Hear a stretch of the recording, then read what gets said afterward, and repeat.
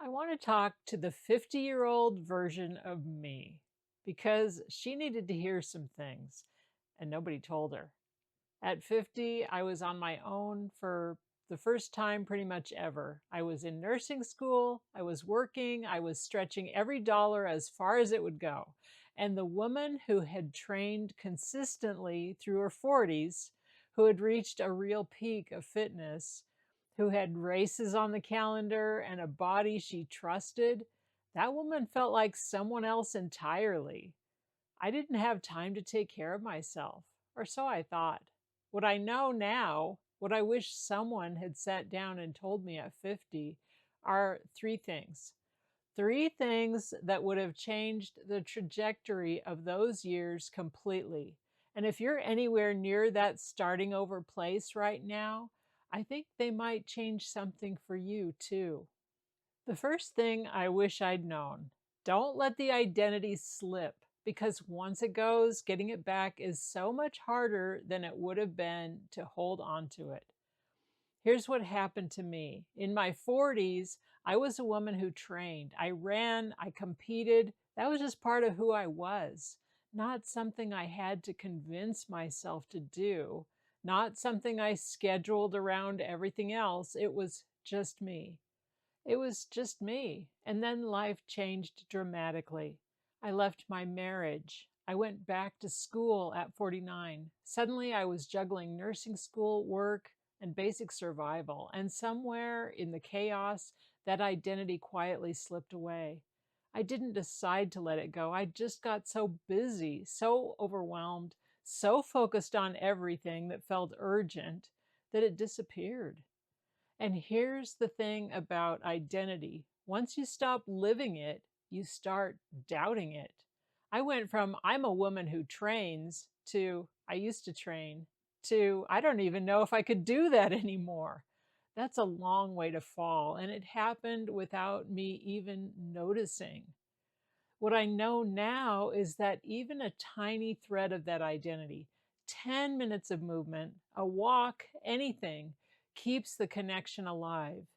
You don't have to maintain your peak. You just have to maintain the thread, because the thread is what you pull when you're ready to come back. If I could go back to 50-year-old me in the middle of nursing school, I would say, you don't have time not to do this. 10 minutes, that's all. Keep the thread. The second thing I wish I'd known: put something on the calendar, a race, a goal event, anything with a date attached to it. I knew this in my 40s. That's actually how I built the fitness I had back then. I always had something I was training toward. A race on the calendar makes training non-negotiable in a way that nothing else does. You're not working out because you feel like it. You're working out because there's a date circled and you're going to be there. But at 50, that idea was so far from where I was mentally that it didn't even occur to me. I was in survival mode. Races felt like something that belonged to a different chapter, the chapter before everything changed. I told myself I'd think about that later when things settled down. Things don't settle down. You know this. Life doesn't clear a path for you.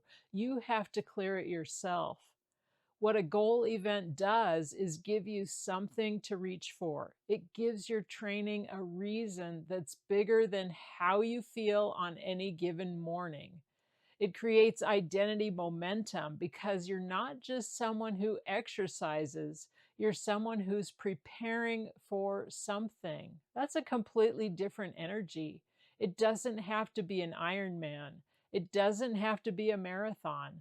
A 5K counts, a charity walk counts, a hiking trip counts. Anything with a date and a commitment, anything that makes your training mean something beyond the morning it happens. If I had put a 5K on the calendar at 50 in the middle of nursing school, it would have given me something to look forward to. It would have pulled me forward through those hard days instead of leaving me to push through on willpower alone. Before I get to the third thing, which is honestly the one I needed most, I want to mention the 3-day expansion quick start. It's free, it's in the description, and it's built around exactly what I'm talking about today. Keeping one promise to your body, claiming the identity of who you're becoming, and taking one visible step toward your future. 3 days, 10 minutes a day. Grab it and we'll keep going. The third thing, and this is the one I needed the most, is this. Don't let where you used to be stop you from starting where you are. And here's what I mean. When I finally started training again in my later 50s, I had something working against me that I hadn't anticipated, my own history. I knew what I'd been capable of. I knew the fitness level I had reached in my early 40s. And standing where I was, heavier, out of shape, with a schedule packed full, and a body that didn't feel like mine anymore, that gap felt impossible. I looked at what I used to do and where I was now, and it was overwhelming. I didn't have an hour or two a day to train like I did back then. My body wasn't there. My endurance wasn't there. And the part of me that remembered what I'd been capable of kept making the present feel like a failure by comparison. The motto that finally broke through that was this: be where you are. Not where you were, not where you think you should be, where you actually are right now, today. And start there. If where you are is 10 minutes, start with 10 minutes.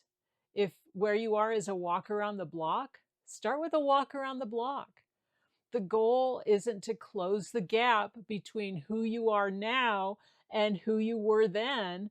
The goal is to start building evidence that you're the kind of woman who shows up, because that evidence is what creates the next version of you, not the old version recovered, but a new version built.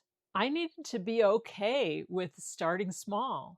I needed to let go of the comparison, because the comparison wasn't motivating me. It was paralyzing me. And once I embraced be where you are as a genuine starting point instead of a consolation prize, everything changed. I am now 65. Last fall, I competed in the 70.3 World Championships. I'm currently preparing for Ironman Texas. None of that was built on recovering what I had at 42. It was built on deciding in my later 50s to start from where I actually was and trust the process from there. So if I could sit down with the 50-year-old version of me, the one who was scared and overwhelmed and had let the identity slip, here's what I'd say.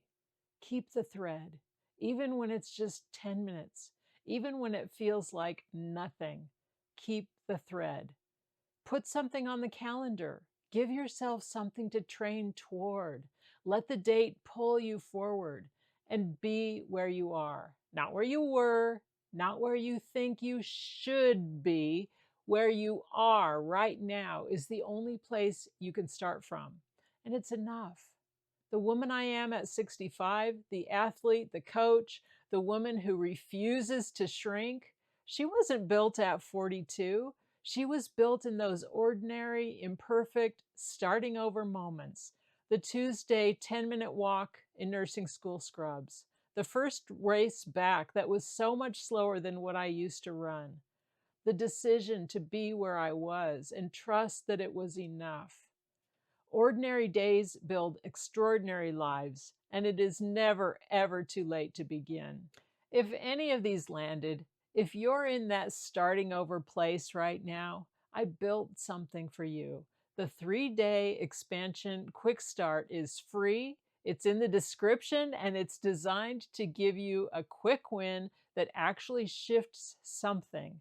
3 days, 10 minutes a day, one promise kept, one identity claimed, one step toward your future. And comment expand below and tell me, which of these 3 things do you need most right now?